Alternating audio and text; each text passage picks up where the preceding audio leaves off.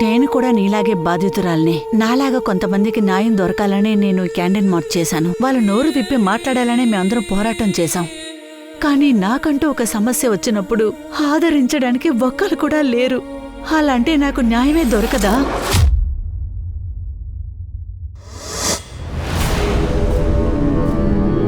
అంటే నిన్ను రేప్ చేశారా? ఎవరు చేశారు? అతను ఎవరో ఏంటో నాకు సరిగ్గా గుర్తులేదు, కానీ అతను నా విషయంలో... ఇప్పుడు నువ్వు నిన్నెవరో రేప్ చేశారని చెప్తున్నావు, కానీ ఎవరు చేశారో నీకు తెలియదు.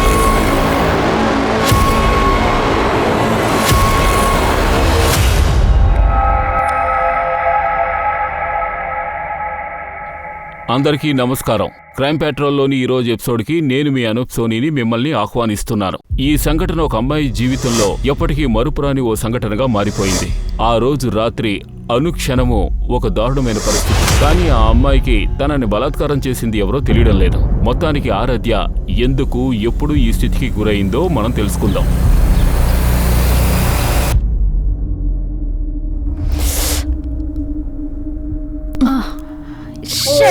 Arabia, you won the game. Nice shot. ఓ మేఘనా, ఏంటిది? కాస్త ఎనర్జీ ఉండాలిగా. నువ్వు బాగా ఆడావు, సూపర్. గేమ్ ని ఇంతసేపు ఆడనివ్వకూడదు, కాస్త ఇంప్రూవ్మెంట్ చేయొచ్చుగా. అది ఎలాగంటే ఇదిగో ఈ విధంగా ఈ బ్యాక్ షాట్ ఉంది కదా, ఈ బ్యాక్ హ్యాండ్ ని ఇదిగో ఈ విధంగా పట్టుకొని ఇది ఈ విధంగా ఒకే షాట్ కొట్టాలి. అర్థమైందా? ఇలాగా ఇదే విధంగా ఒకే షాట్ కొట్టాలి. ఇకపోతే నువ్వేం చేయాలంటే నువ్వు కాస్త ఫోర్స్ గా కొట్టడం చేయి. స్ట్రోక్ ఉంది కదా, ఇదిగో ఇలా ఈ విధంగా కొట్టాలన్నమాట.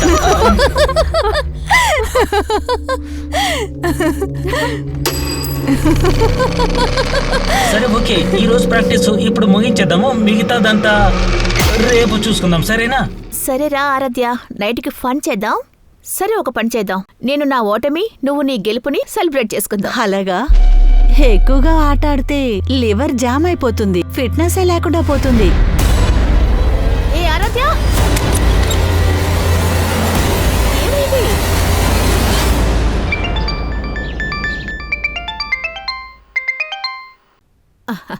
చెప్పండి. 5 గంటలైంది, ఆరాధ్య ఇంటికి రాలేదా? అలాగా, మీ అబ్బాయి ఆరాధ్య గురించి అంతా చెప్పేసినట్టున్నారు. అన్న కాబట్టి తనకు ఆ నొప్పి ఉంటుంది కదా. తల్లయ్య మాత్రం నువ్వేం చేశావు?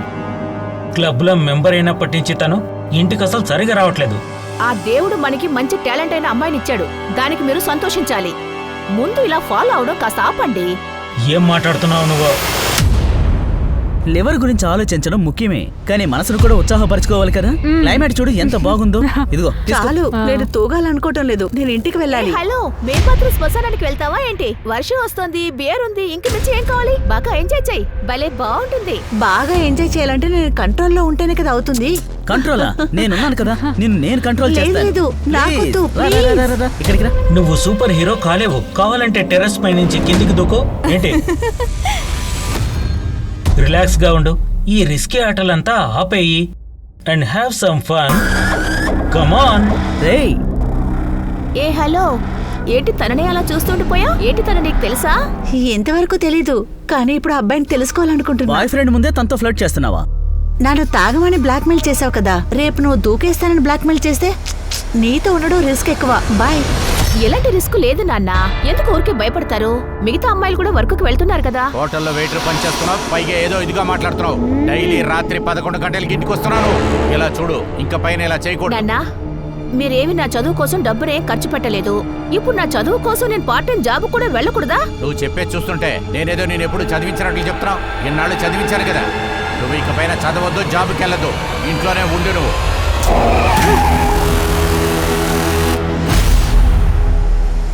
ఈ పిల్ల నా పరువు మొత్తం తీసేటట్టు.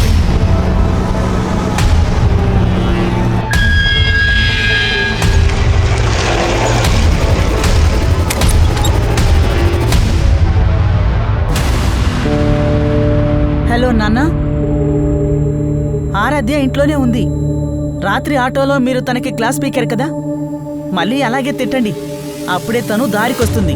ఇక తను ఏం చేసినా సరే నేను ఇంక అంకిత్తో మాట్లాడను అసలు. బైదివే దీనికి కారణం ఆ చరణేనా? తను వచ్చినప్పటి నుంచి అభినవ్కి బ్రేకప్ చెప్పేశావు. ఊరికే ఆటలాడకు, నేను నా గేమ్ లోనే ఫోకస్ చేస్తాను. చాంపియనా? సరే ఇలా చూడు, నువ్వు పార్టీకి వస్తావు కదా. లేదువే, మా నాన్న స్ట్రిక్ట్ గా చెప్పేశారు. తమ్ముడు ఒకడు నన్ను కనిపెడుతూనే ఉన్నాడు. ఎలా అని చెప్పు.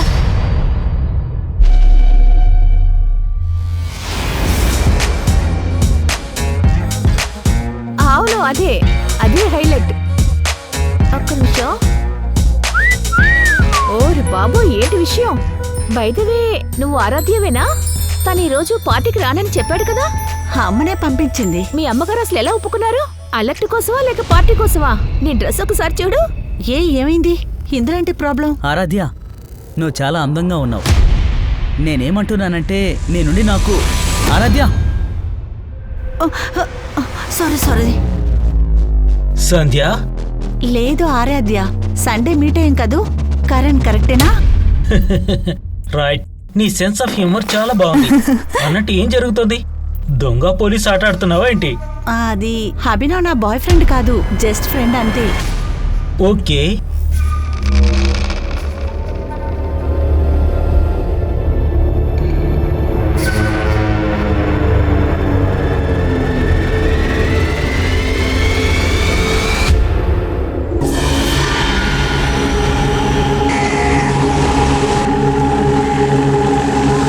ఆటో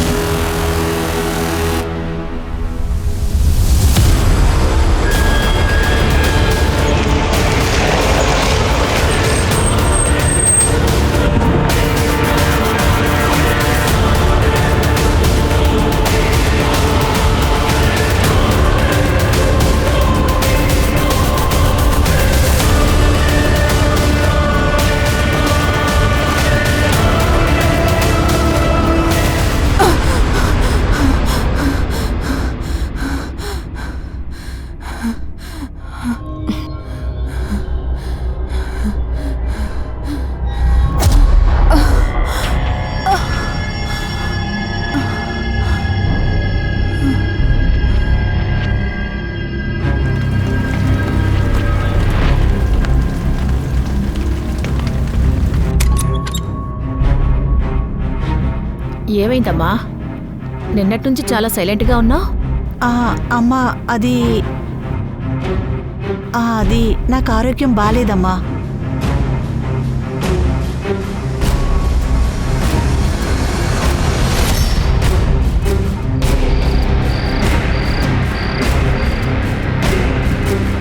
మామూలుగా రేప్ విక్టిమ్స్ తమ సమస్యని చుట్టుపక్కల ఎవరితోనూ చెప్పుకోరు. ఇలాంటి పరిస్థితుల్లో విక్టిమ్ మెడికల్ రిపోర్ట్ ఒక ఇంపార్టెంట్ ఎవిడెన్స్ గా మారుతుంది. కానీ ఒక్కోసారి ఎఫ్ఐఆర్ లో ఇచ్చిన డేట్ ఆ ఎవిడెన్స్ ని అంతం చేస్తుంది. ఆరాధ్య కూడా తన కుటుంబంతో ఈ విషయాన్ని 3 రోజుల తర్వాతే చెప్పింది. కానీ ఆలోగా బాగా ఆలస్యమైపోయింది. మందు, పార్టీ, అబ్బాయిలు, ఇది తప్ప నువ్వు ఇంకేమైనా ఆలోచిస్తున్నావా? నీకు ఇలాగే జరుగుతుంది. చాలా ఆపు కరణ్, ఇప్పటికే తను చాలా కృంగిపోయింది. నువ్వు ఇంకా టార్చర్ పెట్టుకుదాన్ని. నువ్వేం చేస్తున్నావు సుహాసిని? ఇప్పటి కూడా వాందే తప్పంటున్నావు. గొప్ప కూతుర్ని కన్నానని పోదులు కొట్టేదానివి కదా. ఇప్పుడు మన పరువు తీయడానికి పుట్టింది ఇది. నోరు తెరిచి మాట్లాడుతుందా చూడు. ఎవడు వాడి పేరేంటి చెప్తావా లేదా? నాన్న పేరు కాదు కదా, తన మొహం కూడా గుర్తులేదంటోంది. ఏమన్నావు?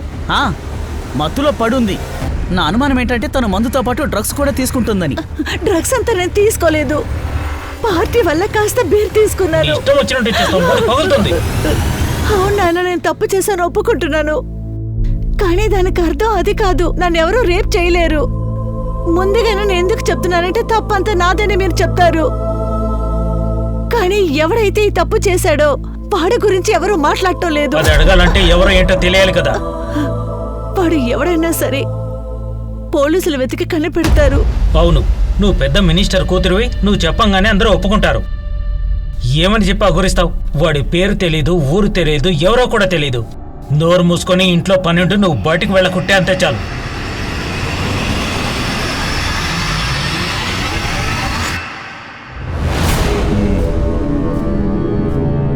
నిన్ను రేప్ చేశారా? ఎవరు చేశారు? పార్టీలో నాకేం జరగలేదు. బట్ నిన్ను ఎవరో రేప్ చేశారు, కానీ నీకెవరో తెలియడం లేదు. సార్ ఆ రోజు తను తెలుగులో ఏమీ లేదు. సార్ యాక్చువల్గా ఆ రోజు నేను పార్టీకి వెళ్ళాను. అక్కడ నేను కొంచెం బీర్ తీసుకున్నాను, కానీ ఎప్పుడు అంత మత్తు నాకు ఎక్కిందే లేదు. కానీ ఆ రోజు ఎక్కువగా మత్తు ఎక్కింది నాకు. ఇదంతా పార్టీలో జరిగిందా? లేదు సార్, పార్టీలో నాకేం జరగలేదు. నాకు బాగా గుర్తుంది, పార్టీ అయిపోయినాక నేను ఇంటికి వెళ్తూ ఉన్నాను. అప్పుడు నాకు భయంకరమైన మైకం అనిపించింది. తల భయంకరంగా తిరుగుతుంది. అప్పుడు నాకేమైందో తెలియలేదు, ఏం జరిగిందో కూడా తెలియలేదు. అక్కడ నేను కళ్ళు తిరిగి పడిపోయాను. నాకు లైట్గా స్పృహ వచ్చాక అప్పుడు సడన్ గా ఆ తర్వాత నేను అదే రోడ్డు మీద పడి ఉన్నాను. ముందు నేను అక్కడే కళ్ళు తిరిగి పడ్డాను.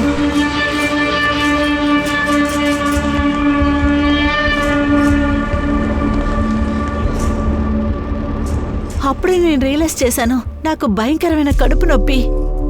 ఏం జరిగిందో ఏమీ తెలియలేదు. ఆ తర్వాత నేను ఒక టాక్సీని చూశాను. ఆ తర్వాత టాక్సీ ఎక్కి ఇంటికి వెళ్ళిపోయాను. ఎప్పుడు జరిగింది? 4 రోజుల ముందు. ఏమిటిది? నిన్ను రేప్ చేశారా ఆరాధ్య?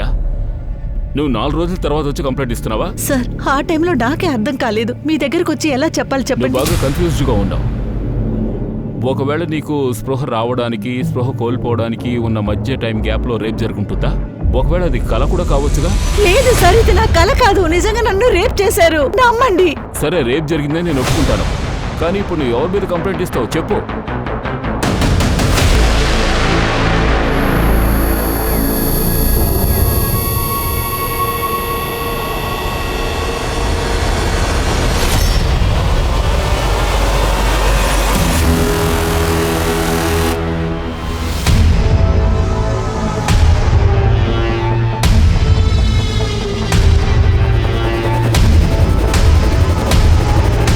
పోలీసులను కూడా వెళ్ళి చూసావుగా? నేను చెప్పాను కదా, కనీసం వాళ్ళ కంప్లైంట్ కూడా తీసుకోరని. వాళ్ళు కంప్లైంట్ రాయినందువల్ల నాకు క్రైమ్ జరగలేదని అర్థం కాదు. ఇలా కూడా జరిగి ఉండొచ్చు. నేను రేప్ చేసి ఉండకపోతే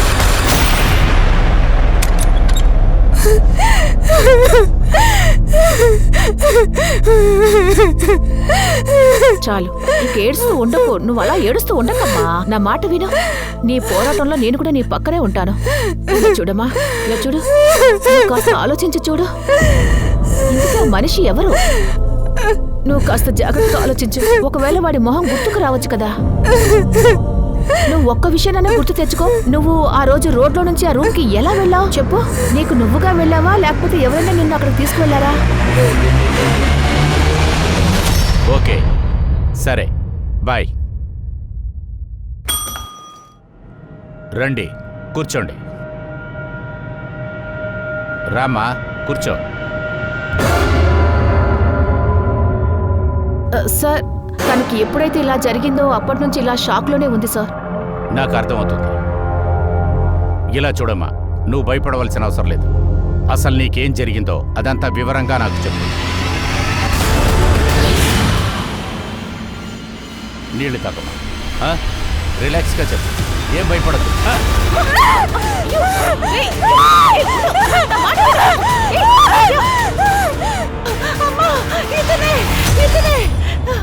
వీడి నన్ను రేప్ చేశాడు.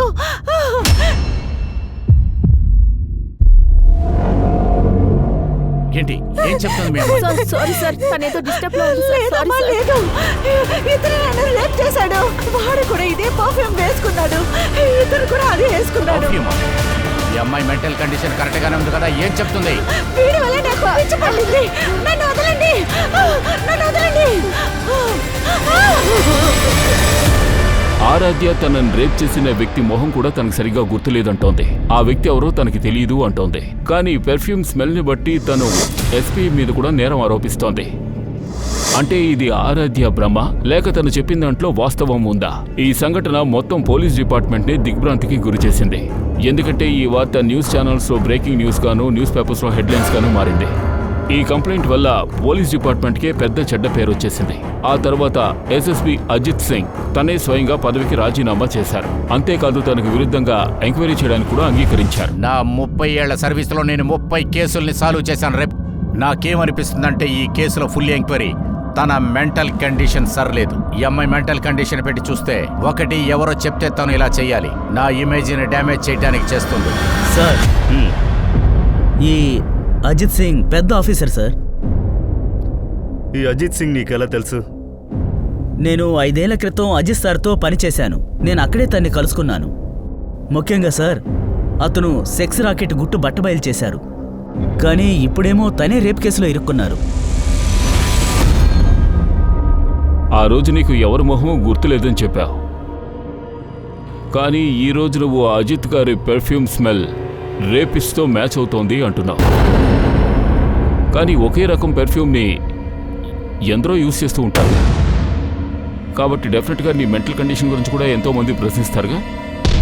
సార్, నన్ను చూస్తే మీకు పిచ్చిదానిలా కనిపిస్తే మెడికల్గా ప్రూఫ్ చేస్తాను. ముందు నువ్వు ఒక రేప్ విక్టిమ్ అని ప్రూవ్ అవని అప్పుడు చూద్దాం. అయితే నేను చెప్పినంత అబద్ధం అంటున్నారా? ఏది నిజమో ఏది అబద్ధమో ఎవిడెన్సే చెప్తుంది. నువ్వు ఇచ్చిన స్టేట్మెంట్లో ఆ రోజు ఉదయం నువ్వు ఆటో కోసం వెయిట్ చేస్తున్నావు. అక్కడ ఏ సీసీటీవీ ఫుటేజ్ లేదు. సో ఇది కూడా ప్రూవ్ కాదు. ఆ తర్వాత నువ్వెక్కడికి వెళ్ళావో ఏమిటో నీకే గుర్తులేదు. సార్, నాకంతా జ్ఞాపకం వచ్చింది కదా. ఆ రోజు ఒక బ్లాక్ కార్ వచ్చింది అక్కడికి. ఇంకా ఆ కారులో ఎవరో ఒకడు ఉన్నాడు. వాడు నన్ను లిఫ్ట్ కావాలని అడిగాడు. వాడు కారులోంచి దిగాడు. వాడు నేను ఎత్తుకొని కారులో పడేసి తీసుకెళ్లాడు. ఇప్పుడు నువ్వు ఆ బ్లాక్ కార్లో అజిత్ గారు వచ్చారు అంటావా? లేదు, అతను ఇంకెవరో ఒకడు. అంటే కారులో నిన్నెవరో తీసుకువెళ్లారు. కానీ రేపు నింద మాత్రం అజిత్ గారి మీద వేశావు. ఎందుకంటే ఆ రోజు రూమ్లో అజిత్ సింగే ఉన్నాడు. కానీ ఆ రోజు నన్ను కారులో పికప్ చేసుకుంది ఇంకెవరో. ఆ రోజు నేను కళ్ళు తరిగి పడిపోయిన రోజు నన్ను పికప్ చేసుకొని తీసుకెళ్ళింది వాడి. అదే విధంగా నేను ఎక్కడున్నానో అక్కడికే తీసుకొచ్చి పడేశాడు. ముందు నువ్వు ఎవరో గుర్తులేదని చెప్పావు. ఇప్పుడు ఇద్దరు గుర్తొచ్చారా?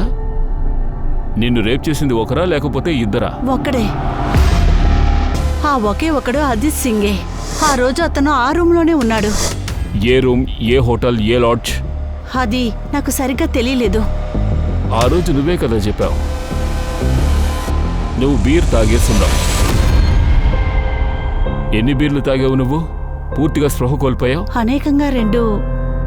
కానీ ఆ విషయమే నాకు సరిగ్గా అర్థం కాలేదు. 2 బీర్ల వల్ల నాకెలా ఎక్కువ మత్తొచ్చింది. అంటే ఇంకెవరో అక్కడ ఉన్నారు. అతను నీ బేర్లో మత్తు మందు కలిపాడు. నాకు అలాగే అనిపిస్తుంది. నా బీర్లో ఎవరో మత్తు మందు కలిపారేమో. అలా జరుగుంటే అందులో పాసిబిలిటీ ఏమిటంటే ఎవరు నిన్ను రేప్ చేశారో అతను ఆ పార్టీకి వచ్చుంటాడు. ఆరాధ్యకి నేరస్తుడి గురించి ఏ స్థాయిలో తెలిసిందో అది ఇంకా క్లియర్ అవ్వలేదు. ఆ రోజు రాత్రి పార్టీలో ఆరాధ్యకి సంబంధించిన ప్రతి ఒక్క యాక్టివిటీని ఫైండ్ అవుట్ చేశారు.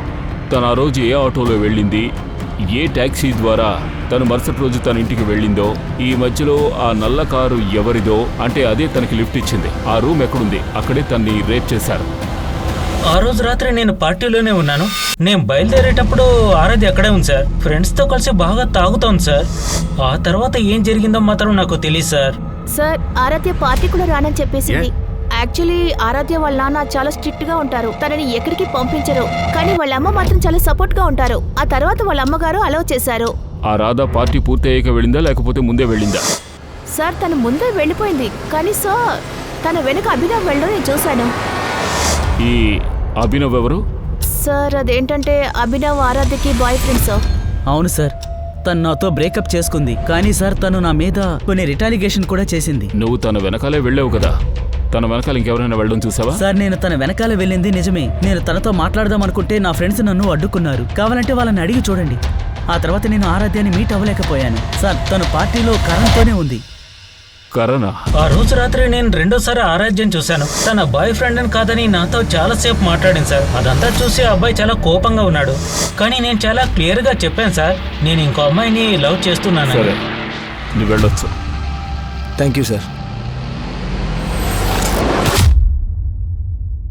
సార్, ఆ టాక్సీ డ్రైవర్ని పట్టుకున్నాను. అతనే ఆ రోజు ఆరాధ్యను ఉదయం ఇంటి దగ్గర అవును వదిలాడు. సార్, ఆ రోజు నేనే ఈ అమ్మాయిని ఎంజీ క్రాస్ రోడ్ నుండి సుందర్ నగర్ లో ఉన్న వాళ్ళ ఇంటి దగ్గర డ్రాప్ చేశాను. ఈ అమ్మాయి తనెవరో రేప్ చేశారని చెప్తోంది. ఆ రోజు తను ఎక్కడ టాక్సీ హైర్ చేసుకుందో ఆ ఫుట్పాత్ మీదే స్పృహ తప్పింది. తను మైకులో ఉండడం నువ్వు చూసావా? లేదు సార్, నేను నా టాక్సీలో నిద్రపోతూ ఉన్నాను. తనే నన్ను నిద్ర లేపింది. నా టాక్సీని హైర్ చేసింది. ఆ తర్వాత ఏమైందో ఏంటో నాకు నిజంగా తెలియదు నీ సార్. టాక్సీ కలర్ ఏంటి? Sir, white colour.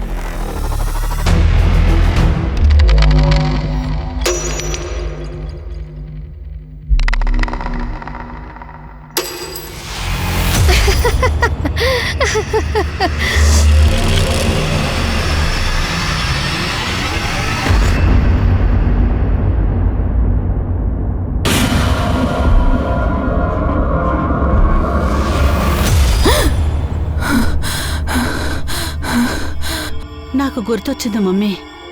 ఆ ఇంటి ఒక మెయిన్ గేట్ కలర్ బ్లూ. వాడు నన్ను బ్లాక్ కార్లోనే అక్కడ తీసుకెళ్లాడు. బ్లూ కలరా? కానీ పోలీసులు కన్ఫర్మ్ చేశారు కదా, Ajith sir main gate blue colour కాదంట కదా.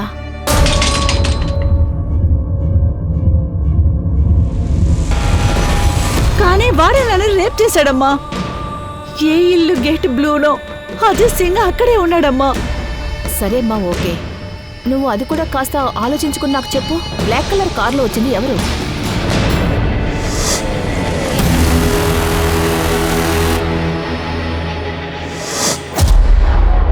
గుర్తుకొచ్చిందా బ్లాక్ కార్లో ఎవరొచ్చారో?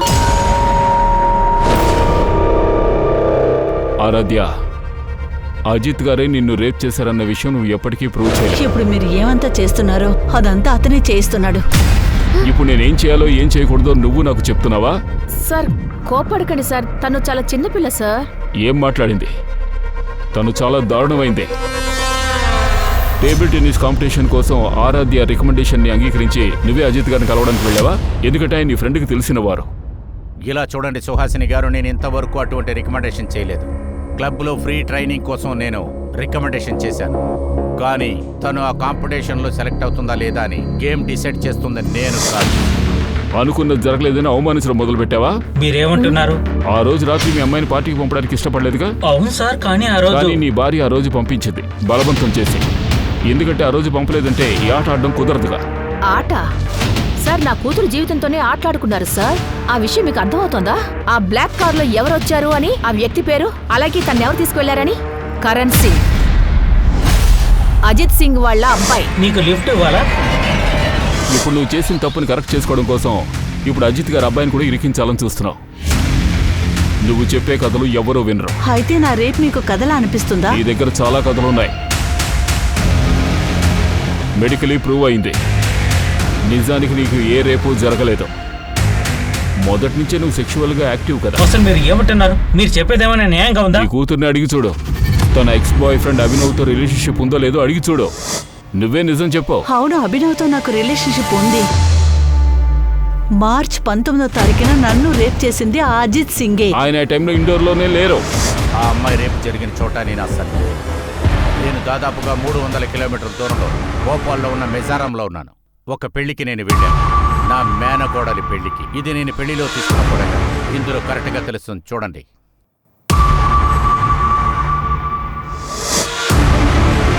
నువ్వు నీ అలిగేషన్ని వాపస్ తీసుకో, లేదంటే ఈ కేసులో నువ్వు బాగా ఇరుక్కుంటావు.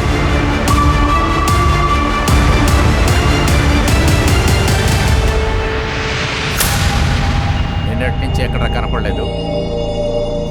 అదేంటంటే నాన్న, నేను రోడ్ల మీద తిరగటం ఆపరా. నీకు అపోజిషన్గా ఏదైనా జరిగిందంటే ముందుగా నేనే తీసి లోపల పడేస్తాను.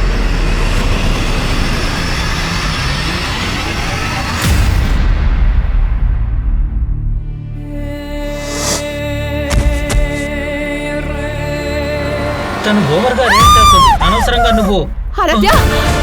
ఏమైంది? ఆరాధ్య! ఆరాధ్య! ఆరాధ్య! ఆరాధ్య! ఆరాధ్య వెంటనే చనిపోయింది. ఆ తర్వాత ఈ విషయంలో మీడియా ఆత్మహత్యగా దీన్ని ముగించేసింది. నా కూతురు అంత పిరికిదేవి కాదు. తను ఆత్మహత్య చేసుకోదు. తనకి హైట్ విషయంగా ఒక ఫోబియా వచ్చింది. తను పైనుంచి కిందకు చూసేసరికి కళ్ళు తిరుగుంటాయి. అలా ఉన్నప్పుడు తను పైనుంచి కిందకి ఎలా దూకుతుందో చెప్పండి? ఎవరో ఖచ్చితంగా తనని తోసేసుంటారు. తనని చంపేశారు. నేనే కేసుని సెంట్రల్ ఇన్వెస్టిగేషన్ ఏజెన్సీకి మార్చమని నేను కోరుకుంటున్నాను. ఆరాధ్య వాళ్ళ అమ్మ కోరికను అంగీకరించి మీడియా ఎంతో శ్రద్ధ తీసుకుంది. చివరికి ఆ కోరికను అంగీకరించారు. తర్వాత ఆ కేసుని ఇన్వెస్టిగేషన్ డిపార్ట్మెంట్కి మార్చారు. మీరందరూ ఏమంటున్నారు? ఆరాధ్యకి ఎత్తంటే చాలా భయమా? అయినా కూడా తను టెర్రస్కి ఒంటరిగా వెళ్ళింది. టెర్రస్ పైకి ఎందుకు వెళ్ళింది? సార్, తను అలా చేసుకుని ఉండదు. ఎప్పుడూ తను టెర్రస్ వైపే వెళ్ళదు. అప్పుడు మీరెక్కడున్నారు? మేమందరం దీని వెనుకే ఉన్నాం. అప్పుడే మాకు ఆరాధ్య పెద్ద కేక వేయడం మాకు వినిపించింది. టెర్రస్ నుంచి కిందకు చూసేటప్పుడు సార్ తనకు తానుగా కిందకు దూకుంటే తను అసలు ఎందుకని అలా అరుచుంటుంది. ఖచ్చితంగా దాన్ని ఎవరో తోసేశారు. నాకు తెలిసి ఖచ్చితంగా అజిత్ వాళ్ళ అబ్బాయి చేసిన పని అయి ఉంటుంది. మీరిప్పుడు చెప్పేదేంటంటే ఎస్ఎస్పి అజిత్ సింగ్ ఇంకా వాళ్ళ అబ్బాయి ఎవరినో పంపారంటున్నారా? అతను ఆరాధ్యాన్ని తోసేశాడు అని మీరందరూ ఇంట్లో ఉండగా మీ టెర్రస్ పైకి మనుషులు ఎలా రాగలరు?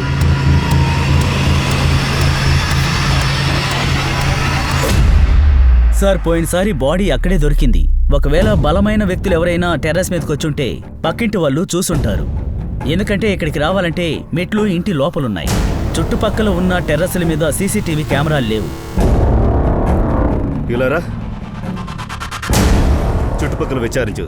సంఘటన జరిగిన రోజు ఎవరైనా చూశారా అని కనుక్కో. సార్, మహేష్, ముందు మనం కనిపెట్టాల్సిన విషయం ఏంటంటే ఆరాధ్య రేప్ అండ్ మర్డర్ కేస్ ఒకదాంతో ఒకటి కనెక్టడా లేదా రెండు వేరు అని చూడాలి. కానీ సార్, ఈ కేసుని ఇన్వెస్టిగేషన్ చేసిన టీం అదే చెప్తున్నారు. ఆరాధ్యని రేప్ చేయలేదట.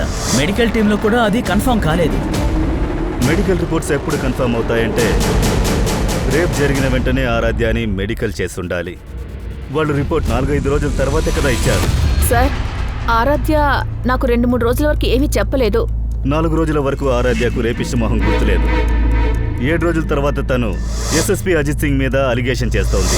ఆ తర్వాత 10వ రోజు ఆరాధ్యకి హఠాత్తుగా గుర్తుకొస్తోంది బ్లాక్ కార్ లో అజిత్ సింగ్ కొడుకు కారణే వచ్చాడని. హే, నువ్వు బాగానే ఉన్నావా? సార్, ఆరాధ్యకి కొంచెం కొంచెంగా ఎలా గుర్తుకొచ్చిందో వెంటనే నాతో అన్నీ చెప్పేసింది. అందుకని తను అబద్ధం చెప్పాల్సిన అవసరం లేదు కదా సార్. కానీ పోలీసులు మాత్రం మేమేం చెప్పినా కూడా నమ్మలేదు. అవును సార్, వారే ఇంటికి వచ్చి మమ్మల్ని బెదిరించారు. నేను వేరే మెథడ్ని యూజ్ చేయడానికి ఇష్టపడతాను. మీరు కోర్టుకు వెళ్ళాలి అనుకుంటే వెళ్ళొచ్చు, కానీ కోర్టు తీర్పు మీకు విరుద్ధంగానే ఉంది. బాస్తో చెప్పి నన్ను ఉద్యోగం నుంచి తీసేశారు. ఆ తర్వాత నా భార్య నా కొడుకు ముందో కొట్టడానికి మనుషులు పంపారు. ఏయ్, ఇలా చూడు, ఇంకో 2 రోజుల్లో కేసు వాపస్ తీసుకోలేదో పరిస్థితులు దారుణంగా ఉంటాయి. జాగ్రత్త. ఎవరా మనుషులు? తెలీదు సార్. నెంబర్ ప్లేట్ లేని బండి మీద వచ్చారు. వాళ్ళిద్దరూ హెల్మెట్ కూడా వేసుకున్నారు. ఆ విషయం వెంటనే మేము పోలీసులకు కూడా చెప్పాం. కానీ ఆ విషయాన్ని వాళ్ళు పెద్దగా తీసుకోలేదు. సార్, ఆరాధ్య వాళ్ళ ఫ్యామిలీ అజిత్ సింగ్ అతని కొడుకు మీదే ఆరోపణలు చేస్తోంది. కానీ అజిత్ తప్ప వాళ్ళు ఇంకో పేరు చెప్పలేదు. ఇలా చూడండి సార్, మార్చి 10వ తేదీ అజిత్ సింగ్ ఒక వివాహ వేడుకకి వెళ్ళారు. అది నిజమే సార్, నేను కన్ఫర్మ్ చేసుకున్నాను. సార్, ఈ ఎవిడెన్స్ అజిత్ సార్ స్టేట్మెంట్కి సపోర్ట్ చేస్తోంది. ఇలా చూడు, ఒకవేళ ఇప్పుడు కూడా ఆ విషయం వల్ల ఇన్ఫ్లుయెన్స్ అయ్యావా ఏంటి? అజిత్ సింగ్ ఒక మంచి ఆఫీసర్ అని? లేదు లేదు సార్, ఖచ్చితంగా లేదు. నేను ఆలోచించేది, నిజంగానే అజిత్ సింగ్ ఈ కేసులో ఇన్వాల్వ్ అయితే అజిత్ సింగ్ లాంటి ప్రతిభ గల ఆఫీసర్ ఈ క్రైమ్ చేస్తుంటే దాన్ని చాలా క్లీన్గా చేస్తారు. దాన్ని కనిపెట్టడం ఎవరికైనా కష్టంగా ఉంటుంది. ఈ పెళ్లి తను తప్పించుకోవడానికి ప్రూఫ్, లేదా ఏదైనా గోల్మాల్ పని చేస్తుండొచ్చు. సార్, నిజంగా అజిత్ సార్ చేస్తుంటే మార్చి 10వ తేదీ ఈ ఫోటోలో ఎలా ఉంటారు? వెడ్డింగ్ పార్టీ జరిగింది మార్చి 18 రాత్రి నుండి 19 ఉదయం వరకు. 19వ తేదీ రాత్రి 12 గంటకు మొదలై ఉదయం 6 గంటలలోపు ఆరాధ్య కనిపించకుండా పోయింది. మనీష్, ఒకవేళ ఇలా జరుగుండొచ్చు. ఆ రోజు రాత్రి అజిత్ సింగ్ భోపాల్ నుంచి ఇండోర్ వచ్చిండొచ్చు. కానీ 19వ తేదీ వరకు అతని ఫోను భోపాల్లో యాక్టివ్లో ఉంది. అంటే ఇది కూడా గోల్మాల్ అయి ఉంటుందా సార్? అది ఎవరు ఎలా చేశారో కనిపెట్టడానికి ముందుగా మనం ఆ ఇంటిని కనిపెట్టాలి. దాని గురించి ఆరాధ్య చెప్పింది కదా, అక్కడే తన్ని రేప్ చేశారని. ఆరాధ్య స్టేట్మెంట్ ఇచ్చింది కదా, ఆ ఇంటి గేటు నీలం రంగులో ఉంటుందని. కానీ ఆ ఇంటిని కనిపెట్టడానికి ప్రయత్నించలేదు. కానీ మనం కనిపెడదాం. Sure sir. ఆ బ్లాక్ కారు అప్డేట్ ఏంటి? As per Aaradhya statement, Ajit Singh కొడుకు కరణ్ బ్లాక్ కార్లోనే లిఫ్ట్ ఇచ్చాడు. నీకేం కాలేదు కదా? కానీ ఆరాధ్య లిఫ్ట్ ఎక్కడ అడిగిందో అక్కడ సీసీటీవీ కెమెరా లేదు. రికార్డ్స్లో కూడా దాని గురించి ఏమీ తెలియలేదు సార్. కరణ్ దగ్గర బ్లాక్ కలర్ కారు ఉందండి. సరే, మనం అజిత్ సింగ్ కొడుకు కరణ్ నుంచి మొదలు పెడతాం. కరణ్ని త్వరగా రమ్మని చెప్పు. సార్, ఆ రోజు పార్టీ ముగించాక నేను అసలు ఆరాధ్యాన్ని చూడలేదు. పైగా నా దగ్గర బ్లాక్ కలర్ కార్ లేదు సార్. సార్, నాకే షాకింగ్ గా ఉంది. ముందు మా నాన్న మీద నింద వేశారు, ఇప్పుడు నా మీద కూడా మోపుతున్నారు. ఇప్పుడు నువ్వేం చెప్పబోతున్నావంటే తనెందుకు మీ నాన్న మీద నింద మోపిందంటే మీ నాన్న టేబుల్ టెన్నిస్ కాంపిటీషన్ కి రికమెండ్ చేయలేదు అందుకే. నాన్న కూడా అదే అనుకుంటున్నారు సార్. ఒకవేళ ఈ విషయం ఇలా కూడా జరిగిండొచ్చు వేరేలా? సార్, ఒక అమ్మాయి చనిపోయాక ఇలా మాట్లాడడం కరెక్ట్ కాదు. తనకు నేనంటే బాగా ఇష్టం సార్. నాతో రిలేషన్ కూడా పెట్టుకోవాలని చూసింది.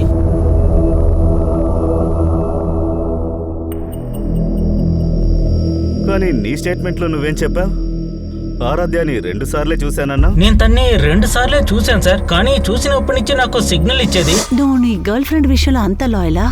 నాతో కాస్త జాలీగా ఉండొచ్చు కదా. ఒక్క నిమిషం. సారీ, నాకు ఇది ఇష్టం లేదు. నాకు ఇష్టం లేదని చెప్పి వెళ్ళిపోయాను సార్. బహుశా తన ఈగో హర్ట్ అయినట్టుంది. మీరే ఒకసారి ఆలోచించండి సార్. నేను చేసేవాడిని ఉంటే అప్పుడే చేసేవాడిని కదా సార్. మొత్తం మీద తనేమందంటే నేను తన్ని మా నాన్న దగ్గరికి తీసుకువెళ్ళానని తను అంటుంది.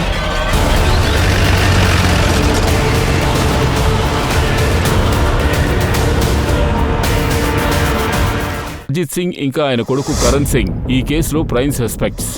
కానీ ఈ కేసులో ఎన్నో విషయాలు దాగి ఉన్నాయి, ఇంతవరకు బయటికి రాలేదు. అది ఆరాధ్య మరణం వెనకాల దాగి ఉన్న రహస్యం.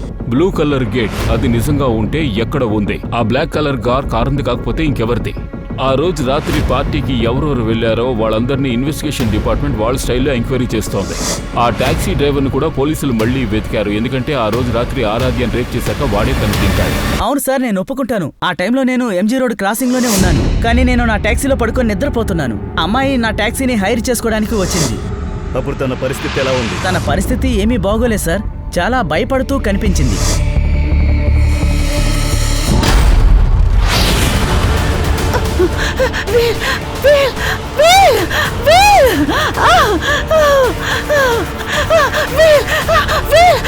అరే, ఏమైంది మేడం? సార్, నాకేం అర్థం కాలేదు. తను ఏ వీలు ఏ ఇంటి గురించి మాట్లాడుతుందో అని. టాక్సీ వాడేమన్నాడంటే ఆరాధ్య ఏదో వీలు గురించి రూమ్ గురించి మాట్లాడిందన్నాడు. ఒకవేళ ఆ చోటే ఆరాధ్యాన్ని రేప్ చేశారు. అయితే ఆ వీలుకి ఆ గేట్కి ఏదైనా కనెక్షన్ ఉండుంటుందా? అలాంటి ఇల్లు దొరికిందా? లేదు సార్, ఇప్పటి వరకు లేదు. కానీ ఒకటి సార్, ఆరాధ్య ఫ్రెండ్ నైనా ఒక స్టేట్మెంట్ ఇచ్చింది. సార్, ఈ విషయాన్ని నేను ముందే పోలీసులకు చెప్పాలనుకున్నాను. కానీ తను ఇష్టపడిన విషయం చెప్పాలనే కాస్త ఇంట్రెస్ట్గా ఉంది అంతే. ఇది ఎప్పుడు జరిగింది? ఏమైంది? నాకేంటో ఎవరో మనల్ని తొంగి చూస్తున్నట్టు అనిపిస్తుంది. మొబైల్లో ఎవరో రికార్డ్ చేస్తున్నట్టు అనిపిస్తుంది. అప్పుడు ఆ విషయాన్ని మేము ఇగ్నోర్ చేసాం. కానీ ఆరాధ్యాన్ని రేప్ చేసిన తర్వాత ఏమనిపించిందంటే దీనికి దానికి ఏదో కనెక్షన్ ఉందని. ఆ మనిషి పేరేంటి? సార్, శంకర్. తను కూడా ఎక్కడో పనిచేస్తున్నాడు.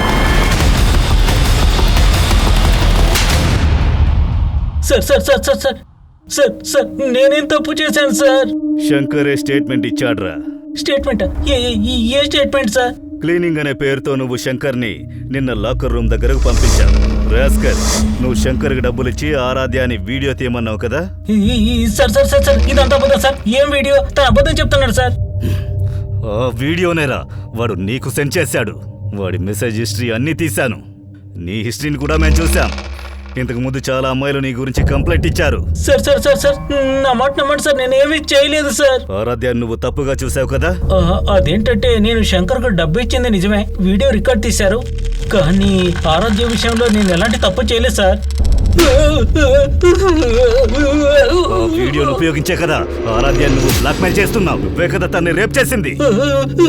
నువ్వు చెప్పే కదా ఆరాధ్య ఎస్ఎస్పీ అజిత్ సింగ్ ఆయన కొడుకు కరణ్ మీద కంప్లైంట్ చేసింది. లేదు సార్, నేను అలా ఏమి చేయలేదు సార్. నిజం చెప్తున్నాను, నమ్మండి సార్. అడిగితే సమాధానం చెప్పవు. వీడి తాట తీయండి. ఏంటి సార్ నువ్వు? చెప్పు సార్. సుధాకర్ చెప్పిందే చెప్తున్నాడు. కరణ్ అజిత్తో ఇతనికి ఏ విషయం ఉందో తెలియదు. కానీ సుధాని బ్లాక్మెయిల్ చేసిన వ్యక్తిని ఆరాధ్య అజిత్ కరణ్ మీద అలిగేషన్ చేసింది. మనీష్, అది నేను ఊరికే అన్నాను. దానికని అజిత్ సింగ్ ఇంకా వాళ్ళ కొడుకు కరణ్ ని అనుమానపు లిస్టులో నుంచి తీసేసినట్టు కాదు. సార్, నాకు ఒకటి అర్థమైంది సార్. ఇది ఇలా ఆలోచిద్దామా? ఆరాధ్య అనుమానాస్పద మరణం ఇంకా తన రేప్ కేసు రెండు వేరు. సార్, మనం ఆరాధ్య మరణానికి క్లీన్ చిట్ ఇవ్వలేము. ఆరాధ్య ఫాదరు బ్రదరు కంప్లైంట్ ఇవ్వడానికి ఒప్పుకోలేదు కదా. కానీ ఆరాధ్యనే ఫోర్స్ చేసింది. ఆ తర్వాత కేసు ఫైల్ అయింది. అందుకని ఆరాధ్యని టెర్రస్ మీద నుంచి నెట్టి చంపలేదు. ఊరికే అనుమానంతో ఎలాంటి నిర్ణయాలు మనం తీసుకోలేము. వెతుకు, వేరే ఏదైనా దొరుకుతుందో చూడు. సార్, ఆరాధ్య వాళ్ళ నాన్న తన బ్రదరు అనుమానం లిస్టులో ఉన్నారు. అప్పుడే ఒక కొత్త ఇన్ఫర్మేషన్ బయటకు వచ్చింది. ఆరాధ్య ఏ రోజైతే మర్డర్ అయిందో దానికి కొన్ని రోజుల ముందు ఇతను అక్కడ తిరుగుతూ కనిపించాడు సార్. ఎవరితను? ఆరాధ్య ఫ్యామిలీ మెంబర్సే తన్ని ఐడెంటిఫై చేయలేదు, కానీ మన టీం ఇతన్ని గుర్తించే ప్రయత్నం చేస్తోంది సార్. హలో సార్, ఆ కాల్ ఆ అమ్మాయిది. ఈ కేసు గురించి తనకేమో తెలుసు అని చెప్పింది. నన్ను మీట్ అవ్వాలని చెప్పింది, కానీ ఆలోగా కేసే క్లోజ్ అయింది.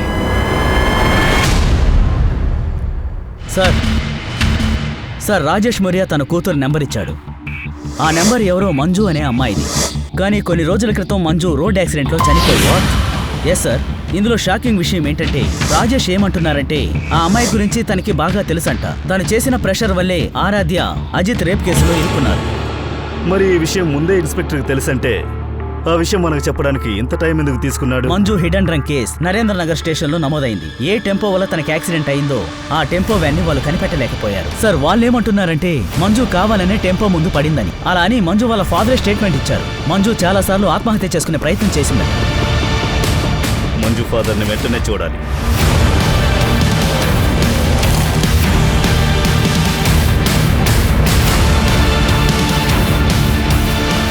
అవును సార్, అది నిజమే. మా అమ్మాయి ఆత్మహత్య చేసుకోవాలని. కానీ మీ అమ్మాయి ఇంతకు ముందు ఆత్మహత్య చేసుకోవడానికి ఎందుకు ప్రయత్నించింది? అదేంటంటే అది నాన్న, ఆ మనిషి నా వల్ల కావట్లేదు. సార్, మా అమ్మాయి ఏం చెప్తుందంటే మా అమ్మాయిని వాళ్ళందరూ కలిపి మిస్యూజ్ చేశారు. నేను మా అమ్మాయినే సందేహపడుతూ ఉన్నాను, ఎందుకంటే ఆ బంటివాడితో మా అమ్మాయి కనెక్షన్ ఉందని. ఏ కారు అతను? ఒకవేళ ఆ కారు బ్లాక్ కలరా? అవును సార్.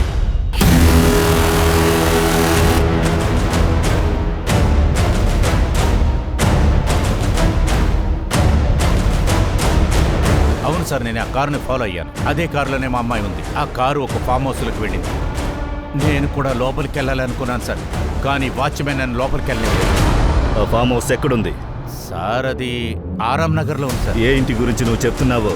బ్లాక్ కలర్ కారు వెళ్ళిందన్నవే, ఆ ఇంటి గేట్ కలర్ బ్లూ కలరా?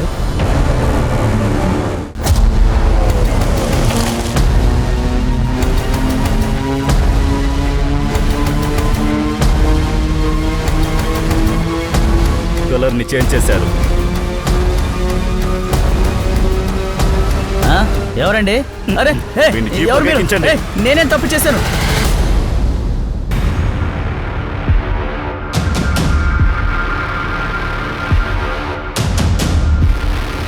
ఈ చోటే.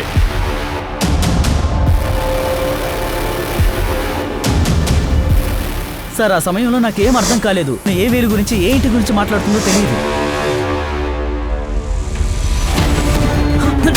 ఎవరిల్లురా ఇది? ఇక్కడికి ఎవరు వస్తున్నారు చెప్పరా? మా సార్ ఇల్లు. ఎవర్రా మీ సారు? ఇక వివరించడానికి ఏమీ లేదు. బినామీ పేర్లో కొన్న ఆ ఇంటిని మేం జప్తీ చేసేసాం. నీకు గూఢచారిగా ఉన్న ముఖేష్, వాడిని కూడా పట్టుకున్నాం. ముఖేష్ అన్ని విషయాలు మాకు చెప్పేశాడు. ఏంటి వాడు గొప్పగా చెప్పుంటాడు? ఇదే కదా, నేను చెప్తేనే వాడు ఆ అమ్మాయిని టెరస్ మీద నుంచి పారేశానని చెప్తాడు. నేనే ఆ అమ్మాయిని మర్డర్ చేశాను, ఎందుకంటే ఆ అమ్మాయి వల్ల నా జీవితం పోయింది. నా 30 సంవత్సరాల కెరియరు జీవితం మట్టిపాలైంది. కానీ నేనే ఆ అమ్మాయిని రేప్ చేశాననే దానికి ఆధారం మీ దగ్గర ఏముంది? అజిత్ సింగ్ ఒక పవర్ఫుల్ అండ్ ఇన్ఫ్లుయెన్స్ ఉన్న ఒక ఆఫీసర్. కానీ ఐడీకి అదెంతో ముఖ్యంగా అవసరమైంది. వాళ్ళకి వ్యతిరేకంగా ఎవిడెన్స్ కావాలి. ఐటీ టీం క్రైమ్ సీన్కి వెళ్లి ఫోరెన్సిక్ ని ఎగ్జామిన్ చేశారు. అక్కడ వాళ్ళకి ఆరాధ్య, ఇంకా అజిత్ సింగ్, తర్వాత అసుమ్, ఈ ముగ్గురు DNA దొరికింది. ఆ తర్వాత ప్రాపర్టీ డీటెయిల్స్ ద్వారా ఇంకొక విషయం కూడా తెలిసింది. ఈ బంగ్లాని అజిత్ సింగ్ తన బినామీ పేరుతో కొన్న ఆస్తి. నోరు తెరిచి చెప్తావా, లేక నా స్టైల్లో నోరు పగలగొట్టి చెప్పించనా? తప్పుడు ఇంకిలా మాట్లాడుతూ జాగ్రత్త. ఎంతో మంది జీవితాలు నాశనం అవుతాయి. నేను కూడా అలాగే పోయాను. పొగరు, అధికారం, పొగరు వచ్చిందంటే లోపల ఉన్నవన్నీ నాశనం అవుతాయి. నాకు అమ్మాయిలంటే బాగా ఇష్టం. నా కొడుక్కి డ్రగ్స్ అంటే ఇష్టం. నేను చాలాసార్లు ప్రయత్నించాను వాణ్ణి ఆ అలవాటు నుంచి బయటికి తేవచ్చు అనుకున్నాను. దాని తర్వాత మేమిద్దరం కాంప్రమైజ్ అయ్యాం. నేను నీ అవసరాలు పూర్తి చేస్తాను. వాడు నా అవసరాలు పూర్తి చేశాడు. సార్ మంజు, నేను తనతో ఫ్రెండ్లీగా ఉన్నాను. తను మాత్రం నేను లవ్ చేస్తాను అనుకుంది. నేను తన్ని నాతో పాటు తీసుకువెళ్ళి మా నాన్నకు పరిచయం చేశాను. బలహీనంగా ఉంది. తనని బెదిరించి నా పని నేను చేసుకుంటానికి నాకు ఇష్టంగా లేదు. కానీ ఆ అమ్మాయికి చాలా ధైర్యం. కరణ్ తనను తీసుకురావడానికి చాలా టైం. నేను ఆరాధ్యకు బీర్లో ఒక మాత్ర కల్పించాను సార్. అది నిద్ర మాత్ర సార్. తర్వాత ఆరాధ్య ఇంటికి బయలుదేరిన తర్వాత నేను తన వెంటనే వెనకాల ఫాలో చేస్తూ వెళ్ళాను సార్. నేను తను చూసినప్పుడు తను పూర్తిగా మత్తులో ప్లాట్ఫామ్ మీద పడుకుంది. అప్పుడే డిసైడ్ అయ్యాను. నేను తనకు లిఫ్ట్ ఇస్తానని చెప్పి కారులో ఎక్కించుకున్నాను. నేరుగా నాన్న దగ్గరికి తీసుకెళ్లాను. ఆరాధ్య నిన్ను కనిపెట్టలేదనుకున్నావా? కానీ ఆరాధ్య నిన్ను కనిపెట్టి నీ రూపాన్ని బయటపెట్టింది. నువ్వది తట్టుకోలేకపోయావు. అవును, నేను తట్టుకోలేకపోయాను. ఆ విషయం నేను అస్సలు తట్టుకోలేకపోయాను. నా డిపార్ట్మెంట్లో నా పరువు పోయింది. నేను తట్టుకోలేదు. తర్వాత ఆ స్పై ముఖేష్ నాకు నమ్మకస్తుడుగా ఉన్నవాడు. వాడితో నేను చెప్తేనే తన కథ ఫినిష్ చేశాడు. మంజును చంపింది కూడా నువ్వే కదా? మంజు ఎక్కువగా ఆడుతుంది. ఆరాధ్య ధైర్యం చూసిన వెంటనే తనకు కూడా కొంచెం ధైర్యం వచ్చింది. తను ఇన్స్పెక్టర్ రాజేష్ కాల్ చేసింది. హలో. ఆ విషయం నాకు తెలిసింది. తర్వాత సందర్భం చూసుకుని నేను తనని కూడా. పోలీస్ అంటే రక్షకుడు, వేటగాడు కాదు. ఒక తండ్రి తన కొడుకు ఎప్పుడూ మంచి దారి చూపిస్తాడు, తప్పుడు దారి కాదు. నీ నీచమైన బుద్ధితో నీ కొడుకు చేత తప్పుడు పని చేయించావు.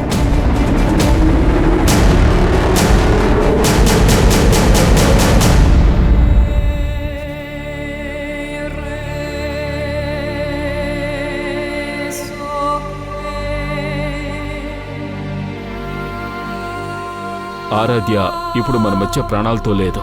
కానీ మొత్తానికి తనకి న్యాయం జరిగింది. మామూలుగా చెప్తూ ఉంటారు కదా, పవర్ ఎప్పుడూ ఒక మనిషిని కరప్టెడ్గా మారుస్తుంది అని. ఆ విధంగానే అజిత్ సింగ్ లాంటి ఒక పవర్ఫుల్ ఆఫీసర్ ఇటువంటి నేరాలు చేయడానికి పాల్పడడం మొదలు పెడితే సమాజంలో అరాచకం అనేది పెట్టిరైపోతుంది. ఆ తర్వాత మన దేశ పౌరుల నమ్మకం నాశనం అవుతుంది. ఏ సిస్టమ్ తన అధికారానికి వత్తాసు పడుతుందో కానీ అదే సిస్టమ్ దాన్ని వీక్నెస్గా మార్చడానికి ప్రయత్నించిందంటే అప్పుడు మొత్తం సమాజం తల్లకిందులుగా మారిపోతుంది. కాబట్టి సామాజిక రీత్యా, సాంప్రదాయ రీత్యా మన భావాల్లో స్వాతంత్రాన్ని తెచ్చి తీరాల్సిందే. అది మన మహిళలకు ఎలాంటి ఒత్తిడి లేనటువంటి సమాజాన్ని ఏర్పరచాలి. కాబట్టి ఇటువంటి నేరాలు చేసే వాళ్ళని మనం ఒక బాధ్యతగా తీసుకుని ఏదో విధంగా అడ్డుకోవడానికి ప్రయత్నించాలి. ఆరాధ్యకి ఇలా జరగకూడదు. మన ఇష్ట ప్రకారం జీవించడం మంచి విషయమే, కానీ ఆ ఇష్టాన్ని నెరవేర్చుకునేటప్పుడు మనం మరీ స్వార్థపూరితంగా ఉండకూడదు. ఆ విధంగా ఉంటే చుట్టుపక్కల ఉన్న ఆపదలు మన కంటికి కనిపించవు. నేను అనూప్ సోనీని మీ నుంచి సెలవు తీసుకుంటున్నాను. మళ్ళీ క్రైమ్ పెట్రోల్ కొత్త ఎపిసోడ్తో నేను మిమ్మల్ని అందరినీ కలుసుకుంటాను. అంతవరకు మీరు, మీ కుటుంబం సంతోషంగా ఉండండి, జాగ్రత్తగా ఉండండి, సురక్షితంగా ఉండండి. అలాగే చూస్తూ ఉండండి క్రైమ్ పెట్రోల్ అలర్ట్. జై హింద్.